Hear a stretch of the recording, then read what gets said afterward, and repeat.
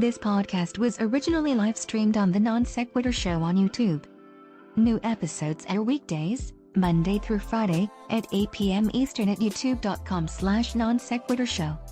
Make sure you never miss a live stream by visiting www.nonsecshow.com/schedule.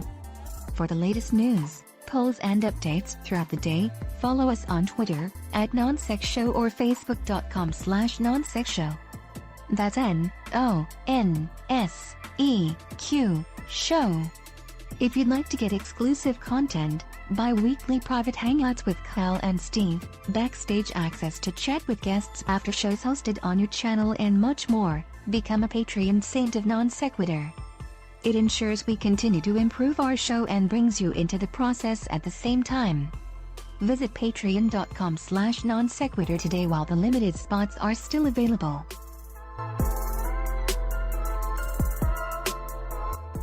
The following podcast is intended for those who believe bold ideas are righteous, unique perspectives are gospel, and strong opinions are sacred. This is Non-Sequitur. Never follow. And now, here are your hosts, Kyle Curtis and Steve McRae.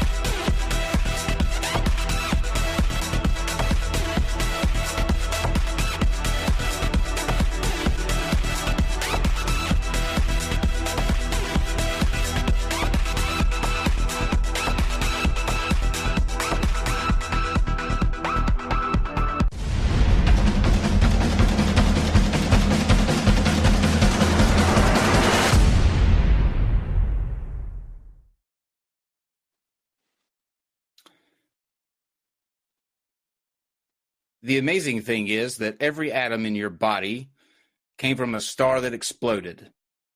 And the atoms in your left hand probably came from a different star than in your right hand. It really is the most poetic thing I know about physics. You are all stardust. You couldn't be here if the stars hadn't exploded. Because the elements, the carbon, the nitrogen, the oxygen, the iron, all of the things that matter for evolution weren't created at the beginning of time. They were created in the nuclear furnaces of stars. And the only way they could get into your body is if those stars were kind enough to explode. So forget Jesus. The stars died so that you could be here today. And if you know who said that, you are one step ahead of Steve. Hello, Steve. I do know who said that, actually, but yes. But hi, Kyle. Do you? I do. It's good to be back. It's good to be back. I've read it. I missed you guys, but let's say hello to our two esteemed guests here. Bill Ludlow, welcome back. Thank you. Welcome. Glad to have you.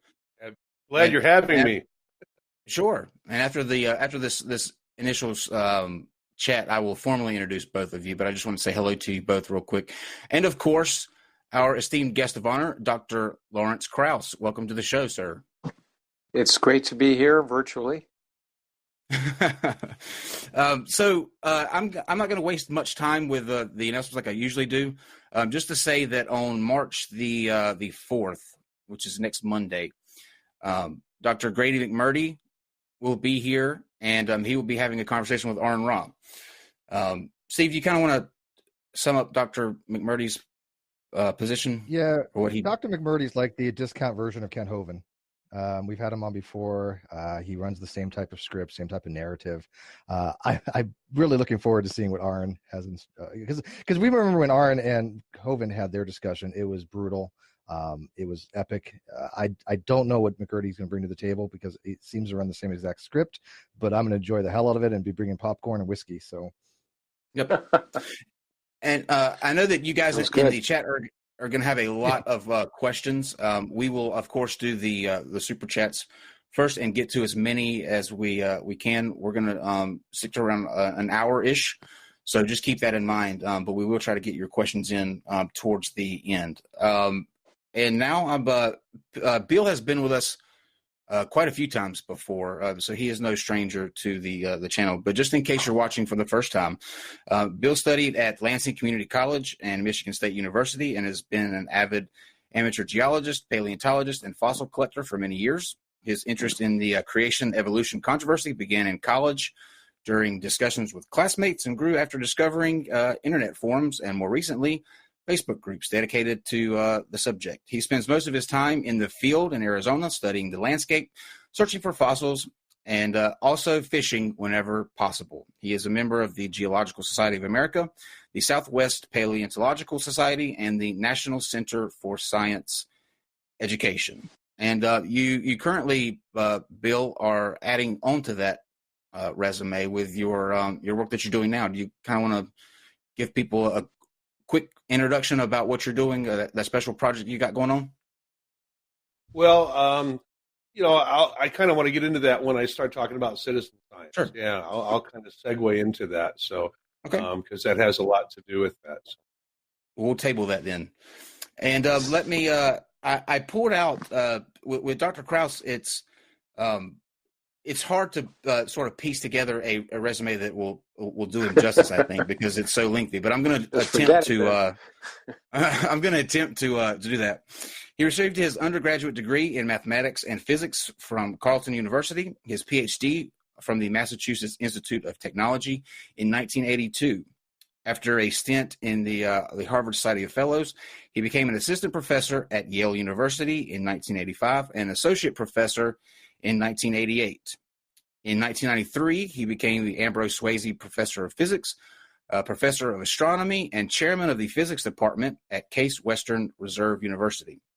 In August 2008, he joined the faculty at Arizona State University as Foundation Professor in the School of Earth and Space Exploration and the Department of Physics in the College of Liberal Arts and Sciences, and the Director of the university's Origins Initiative. In 2009, he was inaugurated with this initiative at the Origins Symposium, in which 80 of the world's leading scientists participated and 3,000 people attended. He is strongly committed to public understanding of science and has helped lead the national effort to preserve sound science teaching, including the teaching of evolution, for which he was awarded the National Science Board's Awards for the Public Understanding of Science. With over 10 books, including The Greatest Story Ever Told So Far and A Universe from Nothing, the one, the only Dr. Lawrence Krauss. Great. I think there's no time for the rest of the show. I think we have to go now.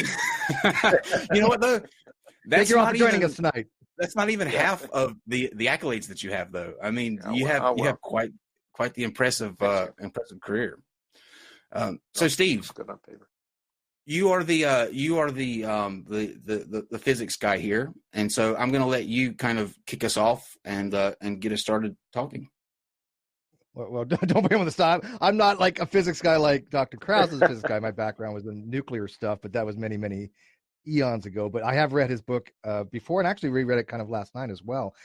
It's actually one of my favorite books as far as explaining very complex things relating to cosmology and Big Bang and the whole something from nothing. And I think it's a great book as far as relating to the layperson and the person who knows a little bit about physics. And hopefully I can kind of guide this portion of it where I've had people ask me questions to ask you and relate it to a way that the outside people listening can understand, because the book is written, I think, in a way, and I don't know if this was, but it's designed, this is one of the questions I want to ask you.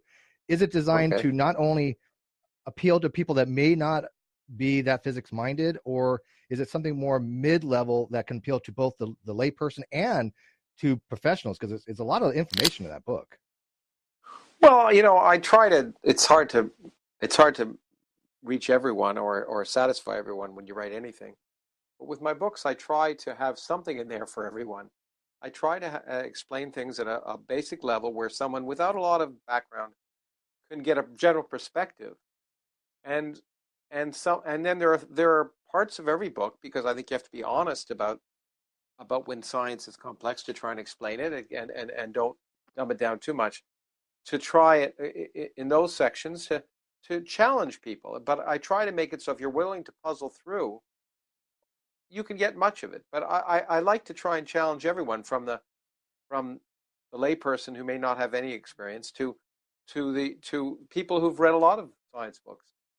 I think with the books, what I try and do more is motivate and give a perspective, so that I don't expect anyone to come out of reading my book as a physicist, but I hope that they'll understand the central issues, and that every now and then they'll be puzzled, because the world is puzzling, and it's worth pondering a little bit. So I certainly try and reach as broad an audience as possible, but in every book there are little bits of challenge, and I always try and also write a book so that if there's a part you don't really get, generally I try and write the book so that, okay, you can skip over that and you won't lose the rest of the thread.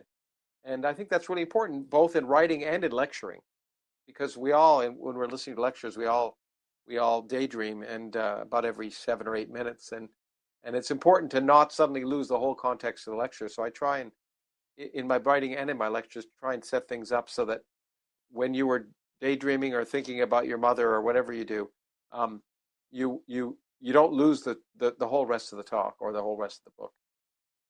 Yeah, I think it flows well, and I probably understood 80%, which I think is pretty good. That's pretty good, I guess.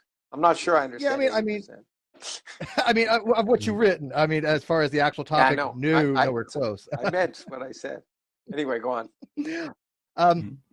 But for example, one of the things that I do want to ask about, I see this frequently. Everybody here has dealt with creationists. Bill Ludlow actually got introduced to the world by having a debate with Ken Hovind on my channel.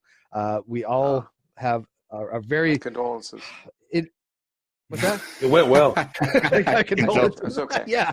Anyway, I had to sit through it. That's not the first debate I had to sit through with Ken Hovind. So yes, please feel bad for me.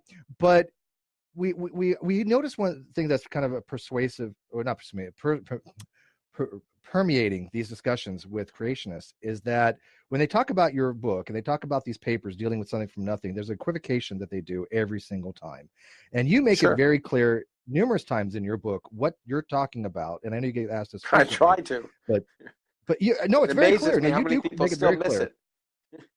And I have to ask, one, I don't think they actually read what you write, if that's the case. Yeah. Or there must be. No, they don't. They read what other people say. It's a real tendency. I'm sorry to interrupt, but I see this all the time. Please, go ahead. Is I read people say what other people say I write about in the book. So they'll say, Lawrence Krauss says this because someone else says I said this, but if they actually read the book, it's not what I say. But I'm used to that.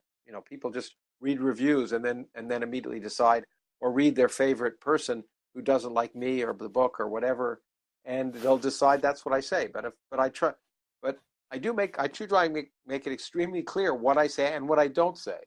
But anyway, go on. Sorry to interrupt. Yeah, no, and that's Steve, and I do find that to be the case. Yes. Let me, Steve. Can you? I think it might be good to get Dr. Krauss to state his position. Kind of sum it up when he says something from nothing. Yeah. What you actually are referring to in the whole argument from? Well, I read, as I say, I wrote a whole book about it. So but the idea is the central point of that book was, first of all, just to introduce people to the amazing revolutions that have taken place in cosmology over the last 40 years that have completely changed our picture of the universe that we live in, past, present, and future. Having said that, one of the big mysteries that especially religion has tried to usurp is this notion of something from nothing. And the point is that the very first things I try and point out is that the definitions of something and nothing are scientific terms. And those ideas have changed dramatically over the last 100 years, and particularly over the last 50 years. But the central premise is that you can create a universe with 100 billion galaxies, each containing 100 billion stars,